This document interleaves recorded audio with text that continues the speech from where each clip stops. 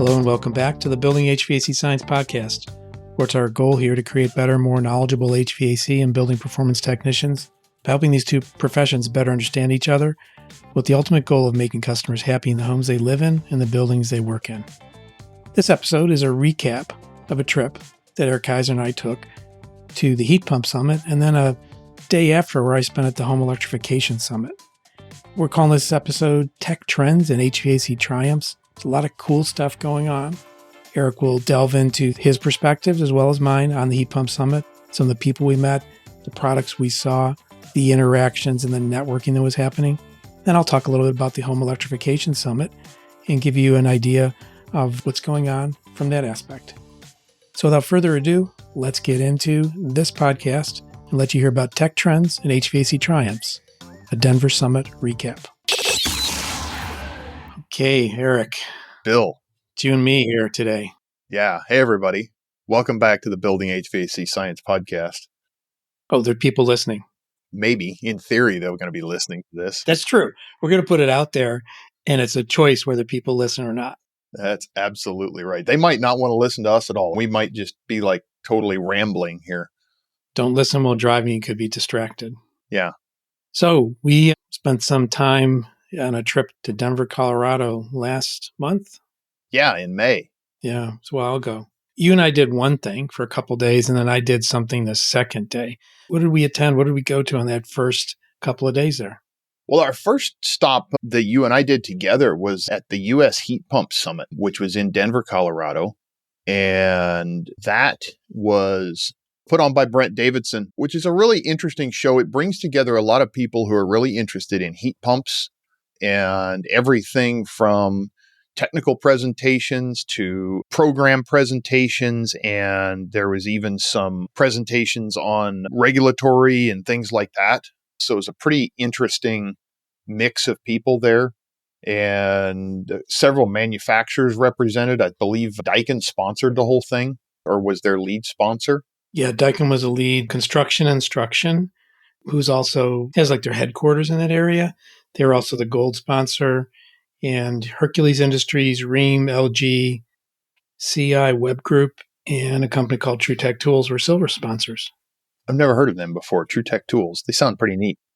And then there's other exhibitors there. There was XL Energy, which is, I believe, like an 8-state, multi-state utility. And we got a chance to chat with some people from there. They have some really interesting programs going on. Measure Quick, Joe Medosh came to represent the booth next to us. Service Titan across the hall from us, across the little aisle there.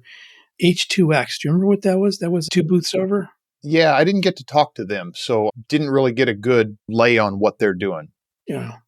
Platte River Power Authority, Carbon Free Homes, Zero Home, Grant Gunnison, got a chance to talk with him actually on our podcast like 3 weeks ago.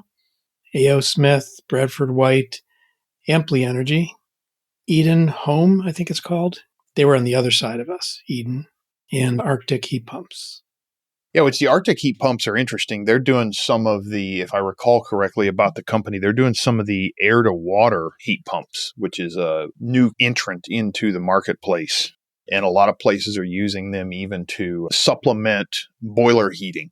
So you can do a dual fuel boiler heat. And Arctic makes some cold climate air-to-water heat pumps that if you have a large enough radiation system, you might even be able to replace a hot water boiler with a heat pump if you have enough radiation to bring the heat into the house at a lower temperature. Or you can supplement that boiler. It's like what we do with a dual fuel gas system. However, if you pipe it in well, you may be able, and get a low enough return water temperature, you may be able to run that heat pump and the boiler at the same time, which is interesting to me as well. I did look up H2X here, and they have plumbing and heating design software that can engineer a system 4 times faster than using traditional methods while improving consistency, compliance, and accuracy. Oh. I think those were the folks from Australia. I'm not sure. Yeah, it would appear that they are out of Australia. Yeah, they are. We should talk to them sometime, I suppose. We mentioned the gold sponsor Construction Instruction. I would encourage anyone listening to take a look at that. I'll put a link in the show notes. They use a little online calculator for calculating net R value by describing the components that are in your wall assembly. I actually used that to calculate what we have going here at our house because it's a little different. It isn't a standard wall assembly. So it was pretty fun to use that calculator along with a lot of other things. They're a great educational company. Mark LaLiberte gave the keynote speech on the second day in the morning, right before your talk, Eric. And his tagline on his business card is creating better buildings. Well, that's pretty cool. I mean, they seems like they do a lot of education for people that are building buildings, which is pretty needed to me. I think, much like the HVAC industry, there might be a lack of knowledge there about what can go or what can happen with buildings and maybe some of the best ways to build buildings today. So that's a great thing that they're teaching people more about that and actually have some hands-on workshops, I believe, there at their facility where people can go and actually do things rather than just learning from a book or learning from a presentation. And we're going to try to get him on as podcast guest here too, to extract more information out of him. Yeah. So you gave a talk. How would you describe the talk you gave? I put it in there as things that are missed on heat pumps and I guess I went down into the weeds a little bit on heat pumps and how they operate, tried to visualize some of their operation characteristics so that people could understand maybe why oversizing isn't a great idea, even with inverter heat pumps and things like that, and how to apply a supplemental heat as opposed to emergency heat, things like that. Talked about how some of the differences between single stage and inverter heat pumps leads to comfort issues. And again, more reasons to size things properly and keep them running because we can't remove heat if equipment isn't running. So if equipment shuts off, we're not going to be removing heat, whether it be sensible or latent from a space. And the way things were arranged that day, you gave as part one fundamentals. Your talk is called What's Overlooked in Heat Pump Performance and Building Thermodynamics. And part two was given by our friend Jeremy Begley, who talked about design and equipment selection beyond rules of thumb. Yeah, unfortunately, Jeremy didn't get to give his whole talk that day because he had airplane issues, namely some storms rolled through in Texas where he did his layover. So he got stuck in Texas and ended up coming in really late. But he did talk about some good information in the time that he got there. He was running, I think, about 20 or 30 minutes late, which is never any fun for a presenter. And then the next part was Fundamentals 3, Does it Register? What you need to know about registers, filters, and airflow. And that was by Ben, I think you got a chance to meet him last year at the Heat Pump Summit.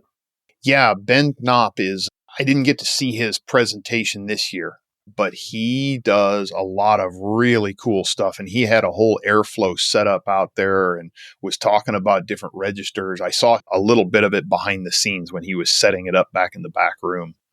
But unfortunately, I didn't get a chance to go down there and actually see his presentation. And if anybody out there knows Anthony Cox, he's a colleague of Ben's. Anthony's, in my mind, the person that really puts the demo out there. Have you seen his House of Pressure, Eric? I have not, no. I've been using his calculator a little bit, some of his online calculator, that spreadsheet that he put out about humidity and whatnot. And that's a pretty neat tool.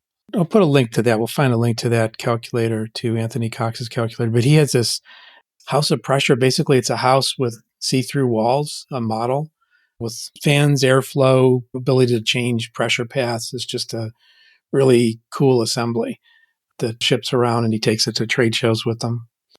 Very nice. And then a guy named Joe Medosh did Fundamentals 4, Prove It, Why Commissioning Ensures Comfort and Avoids Callbacks. Again, I didn't get to go into a lot of these sessions, but Joe's always interesting to listen to, and especially the Measure Quick right now, and it's changing a lot. Things are always being upgraded and improved there, but I'm seeing a lot of programs, meaning utility programs, government rating programs, whatever that may be, and even builders and homeowners starting to become interested in actual results, measured results out of construction, rather than we've historically relied on, hey, we just did a good job on this, or we've had some measurements, but I'm seeing an interest in expanding those measurements, proving the HVAC system is doing what it's doing or what we said it was going to do, proving the building is actually doing what we said it's going to do, things like that. Another fun part was the networking. Any highlights you want to talk about there that you encountered? There was a few, had some really good talks with the folks at Mechanical Environments who were local there in Denver. Always great to see them. And met a lady there, Katharina Loden, and she actually interviewed me for a little bit at the booth. And she runs a YouTube channel called Net Zero Tech. And she's got a lot of really interesting stuff on there. I watched a couple of her videos after meeting her on the first day, and she interviewed me on the second day.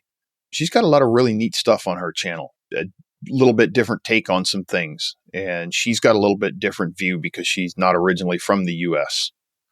So she has some different experiences coming from different environment, different building types. How about the open HVAC? Yeah, open HVAC. That's a thing that I haven't dug into as much as I need to. It's very interesting. It's kind of an open source group that was started, I guess, a few years ago. And Ben Reed is part of it. There's a couple other people whose names are slipping my mind right now. I've got cards somewhere. But basically, they're trying to put together a control system that is an open source control system, which I didn't fully understand what that meant. And when I hear open source, and I think a lot of people hear open source, they think, oh, anybody can get in and start messing with it. And that's not exactly the case. So I'm interested to see where that goes and how it happens, because they're really focusing on a universal control system for more of the residential market. And I'm interested to see what they get to on that. I think they could do a lot of good in the industry if people will adopt it. I was just searching here for the context there. There actually is a website that's openhvac.io. And I think they do most of their communication via Discord. Yeah, that sounds right. A lot of Discord communication. But I think they are something that's possibly going to be up and coming. So I'm interested to see where that goes long term. Some other people we got to talk to, Amply Energy, who of course have been on the show before. Always good to see them. And just all in all, learned a little bit more about some contractors there. Talked to some people that we hadn't talked to before. And really seeing some more interest in heat pumps and people learning more about them that maybe haven't had a lot to do with them before. And maybe some people learning about them that have had maybe negative experiences in the past and are realizing that things have changed now. Things have gotten different. Performance has changed on heat pumps. It's gotten better with the technology advances that are happening. And I think it's only going to continue to get even better as time goes on, as people start learning more and the manufacturers learn more and figure out different ways to improve the capacity, improve the efficiency. And really one of my big things, obviously being in a humid climate, I'm concerned about humidity personally. I'm starting to see some more companies become interested in humidity removal, even though it does in practice tend to reduce energy efficiency a little bit. It's a needed piece because the alternative is that we go putting in extra pieces of equipment to handle that humidity removal. So there's going to be a trade-off there. Chris Hamilton, he was one of the people we talked to about Open HVAC. Yeah, I think he's one of the people that heads that up. And Jason Prince was the other one. There you go, Jason Prince. That's the name I was trying to think of. I'll throw in LinkedIn links for both Chris and Jason in case anyone's curious, wants to reach out and get in touch with them. I'll put them into the show notes here. Going through the agenda, we got to see our friend Peter Trost there. He gave a presentation, I believe. Sounds like I didn't go to it, huh? Peter, sorry. Yeah, I didn't go to it either.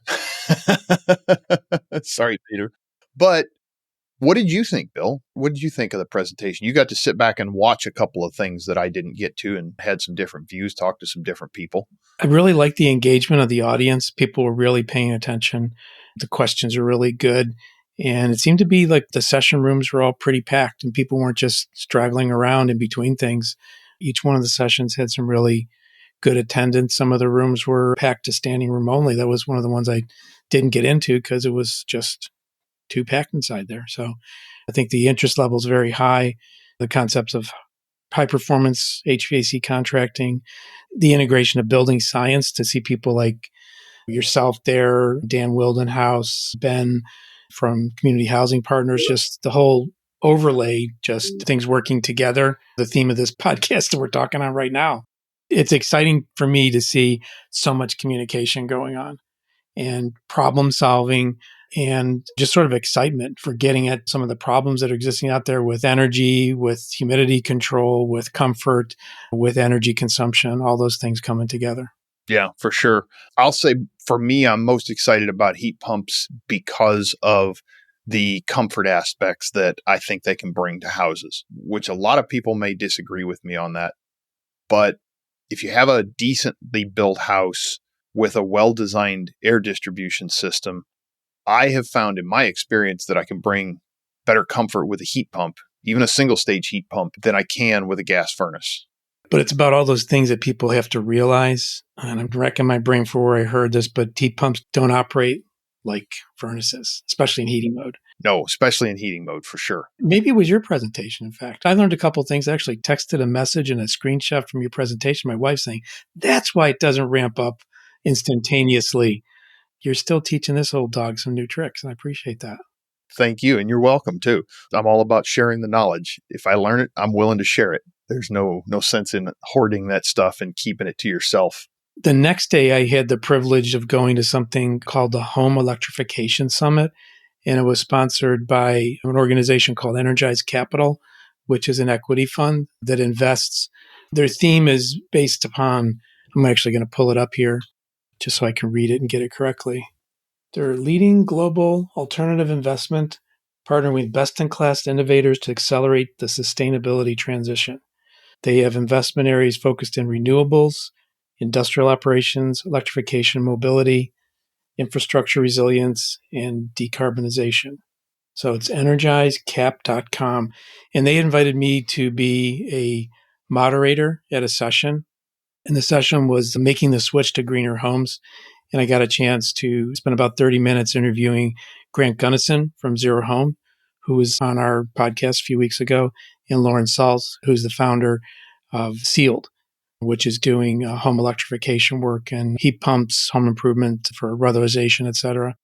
So I got a chance to interview them, not really grill them, but ask them a bunch of questions. And I think they speak from a lot of experience from doing the kind of work they're doing. They talked about some of the challenges that their businesses face, some of the challenges that contractors face. Talked a lot about quality installation. That wraps around to the topics from the days before there when we were talking about everybody wants to see this data now because there is a way to get proof of these kind of things happening and just the macro trends that are going on. And the more I'm doing these sessions, I think about one thing that Brian Orr said back at the symposium in February when I was on a panel talking about electrification. And Brian's approach was just typically Brian, because a lot of people have an instant feeling of fiberglass on their skin when you say electrification, like someone's forcing something on us. Brian's approach is, I don't have to do electrification. I get to do it. It's an interesting series of concepts that come together as a solution and may not be for everybody, but it's certainly something that people are adopting, manufacturers are adopting, programs are adopting, people are interested in. And the mass market is starting to become more and more interested in it. We've seen a lot of the early adopters who dove in early on and have been successful in some things, learned some things, and been not successful in some things, which is what happens. Realistically, all of this is a giant experiment. We keep throwing things against the wall. It happens with products every day. It happens in our everyday life that sometimes we have successes, and a lot of times we try to have successes if we do plan well, but sometimes even the best designed programs or the best designed products don't always work when they hit the real world. Absolutely. And thank you. You sent that link to, just jumping back to Open HVAC. I'll put that in the show notes too. There was a live stream that was done from the symposium. Again, just like all these touch points are all coming together. What we need to do is expand the message. And that's what we're trying to do in this podcast, because we love the people we get to see all the time, but we need to see new faces, right? And a lot of that too is that there was a lot of new faces at this event that I hadn't seen before. So it was seeing those new faces coming in and wanting to learn. That to me is interesting. And that means we're not just seeing the same people over and over again that we might at some of these events. Going to new events and getting to connect with new people is what it's all about, because that means that the reach and the knowledge is expanding and more people are wanting to learn new things. Something happened to me at this Home Electrification Summit. What happened in my mind is where it happened. It wasn't like something people could see. But there's Dan Clapper, who's with Interplay Learning, was on the stage. He was talking about the rate of adoption of technology in HVAC. And right then and there, it struck me that that's my mission. I've been working on that for many years, accelerating the adoption of technology in HVAC in many different ways. And I felt very fulfilled at that moment. How would you define the adoption of technology? I mean, obviously, you've been on the tool and instrument side for quite a while. And that's a technology that you and I have been in parallel on that for a lot of years, working together in different ways from different facets, but trying to get people to adopt technology like digital refrigeration gauges or combustion analysis, things like that. But what other technologies would you say that you've been focused on? To me, it's just more about like what drives me, what keeps me answering questions on LinkedIn. Like I answered 3 of them today from people. What keeps me answering questions over the weekend on the TrueTech Google Merchant site. Just trying to help people overcome any friction with adopting technology. If they're willing to do it, I want to be one of those people that helps you do it, just like you do. I'm not saying I'm the only one, but I figured it out. That's what drives me. Yeah, I can relate to that. I'm the same way. Like I've answered a couple questions on LinkedIn today and maybe Facebook groups. We were talking about that standard earlier, just before this call. Yeah, I've been reviewing a few standards lately and finding some things in them that maybe need to be updated. So now I have to type out recommendations to the standards bodies and say, hey, this is a problem. Maybe you should consider updating this. So maybe we should like come up with a name for our group here, the 2 of us, like the technology twins or something. We look nothing like each other. We've each got 2 legs, 2 arms, and a head. Okay, that's right. We're humanoid. Check. Uh-huh. Cool. Yeah, that's probably where the look similarities start to tail off. I think we wanted to give people a flavor for things. We've done that with this podcast so far. We'll let them get back to doing what they were doing. Any closing thoughts there, Eric? I picked up something that has been on my mind a while back here, and I saw it actually on a LinkedIn post today, and it was in the lab of a high school HVAC program, and it was always be curious. Nice. That really drives me, is curiosity. What can I do? What can happen? How can I do things better? How can I help others do things better? What will help others do better, whether it be in HVAC or in any other aspect of their lives, in my life? I'm not just HVAC focused, although it does take up a considerable part of my life. But to me, it's all about that curiosity. That's what drives me. That's what keeps me interested in things. True. With that, we encourage you to stay curious, friends. Absolutely. Take care. Goodbye.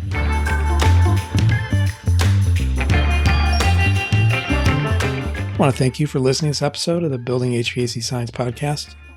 The Building HVAC Science Podcast is a production of TrueTech Tools Limited. In full disclosure, I'm a co-owner of TrueTech.